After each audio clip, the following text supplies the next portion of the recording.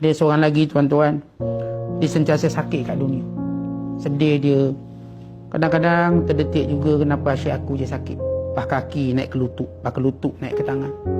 Lepas ke tangan naik kepala, lepas kepala tergeliak sana, tergeliak situ. Heran dia, lepas tu gauk pula. Lepas tu datang kecil manis, datang darah tinggi.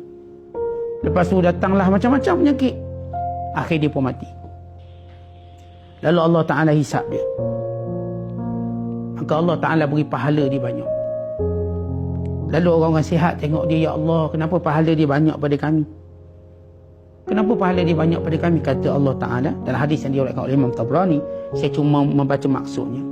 Kata Allah Ta'ala, kan dahulu dia sakit, dan aku beri pahala setiap kesakitan yang aku timpa padanya. Lalu kata orang sihat ni, ya Allah, boleh tak aku nak pulang balik ke dunia supaya aku sakit, walaupun digunting-gunting kulit-kulit dan dagingku? Kita bayangkan siapa macam tu nak bila tengok kebaikan akhirat. Jadi kalau kita dah tahu ni semua tuan-tuan, apa sangat dunia yang kita duk sedih sangat, yang kita duk kecewa sangat, walhal akhirat yang dijanjikan jauh lebih baik.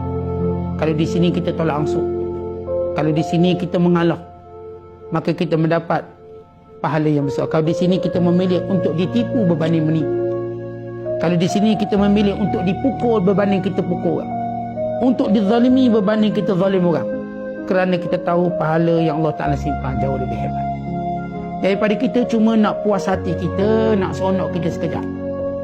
Tuan-tuan, dunia tidak pernah memberikan keseronokan yang abadi. Ya, keseronokan yang seketika, kemudian derita dan penyesalan. Itulah cerita dunia pada kehidupan kita. Moga ada yang mengambil iktibar, ada yang mengambil manfaat. Moga kita kembali bersedia dengan akhirat yang telah kita terlepas banyak. Pada usia-usia kita dah berada di penghujung dan kita sudah dekat dengan kematian, kita masih lagi tidak bersedia dengan akhirat yang kita belum mampu kejar.